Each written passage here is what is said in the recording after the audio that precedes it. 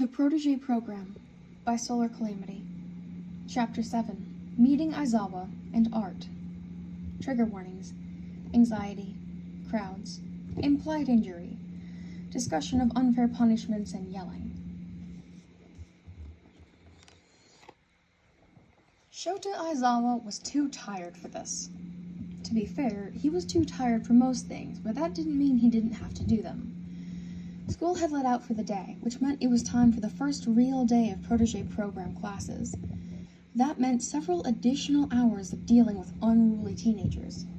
Shota heaved a sigh as he approached the program site, wading through a sea of energetic junior high students with a thermos in one hand and a basket of paint and charcoal in the other.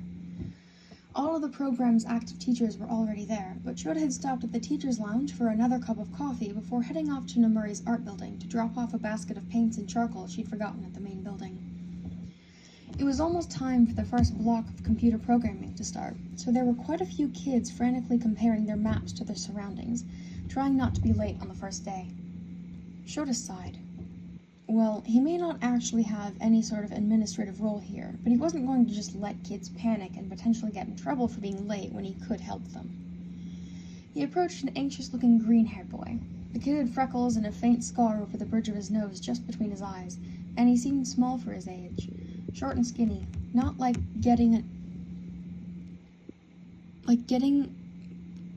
not getting enough to eat had kept him from growing properly. "Kid," he greeted, making the boy jump and whirl around to face him, eyes wide. "Where are you trying to go?" he asked, trying to sound less intimidating than he usually did. If the way the child shrunk into himself at the question was anything to go off of, he hadn't succeeded. "The art room, sir?" the kid whispered. Shota nodded slightly. "That's where I'm going to. I'll walk you there." Thank you, sir," the kid stammered, falling into step beside Shota, shoulders hunched. His eyes swept their surroundings, likely trying to memorize the path. It wasn't as if the buildings were particularly hard to find or differentiate. They were all in the same area, and every building was clearly labeled. The kids were likely only lost because of first-day jitters. Most of them would be calm enough to navigate the area on their own on Thursday. "What's your name?" Shota asked the kid.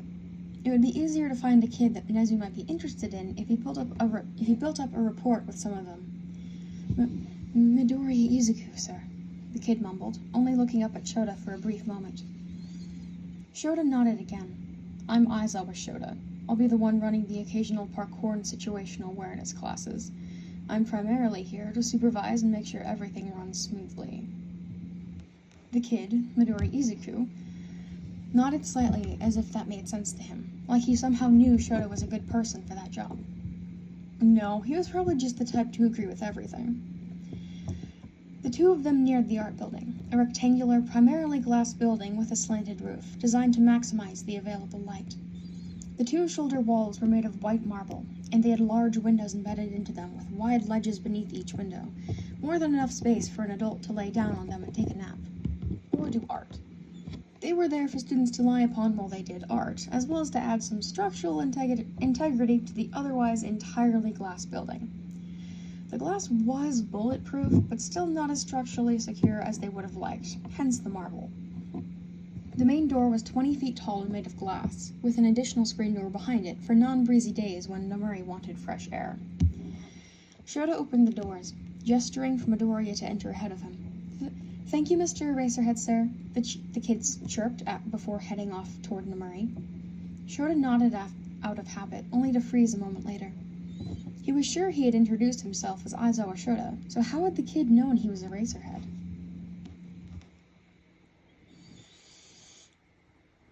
Izuku held his ID up to the activity log, a small black rectangle on the wall that kept track of which students went where, then walked up to an out-of-costume Miss Midnight, who was finishing a conversation with one of the other students. "Hello, dear," she greeted him. "I'm Kayama Namuri, the art instructor for this program. For today, you can all draw whatever you want to get to know everyone and their energy levels so I can know what to expect from this program, all right?" She pointed to the shelf just to the right of the door. "The paper, pencils, colored pencils, crayons, and erasers are over there. Take whatever you want." She gestured around the large, bright room with one hand. "Feel free to sit wherever you like, okay?" Izuku nodded and took a step back as another student approached Miss Midnight. At least she seemed kind. He was sure all the adults running the program were aware of his quirklessness, so he was glad she seemed to be giving him a grace period. Of course, it was the first day, but still, he had had teachers scream at him for not knowing their hyper-specific rules on the first day of class before. Izuku really hoped no one here would be like that. Even if they punished him harshly, it would be for something that could be perceived as an infraction of the rules.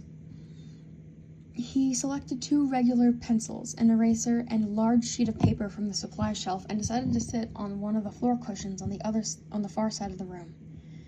What to draw, though? Izuku rolled his right shoulder, unaccustomed to the uncanny twinge of pain that dripped down his shoulder and pooled in his ring finger. Maybe I should draw the nervous system. It might make it easier to figure this out, Izuku mused, picking up a pencil in his left hand and putting it to paper. A little while later, a soft bell chimed over the speaker system, signaling it was time for the second block of computer programming to start. A shiver ran down Izuku's spine. He better get going if he didn't want to be late for Nezu's class. He folded up his drawing and put it in his pocket, put his other art supplies back where they belonged, and headed for the door. He held his ID up to the activity log, not wanting to get in trouble for neglecting to sign out properly. Once it had flashed green and let out a quiet beep, well, 2 really, but one was at a frequency humans couldn't hear, Izuku stepped out of the art building, pulled out his map, and started on his way to the computer programming building.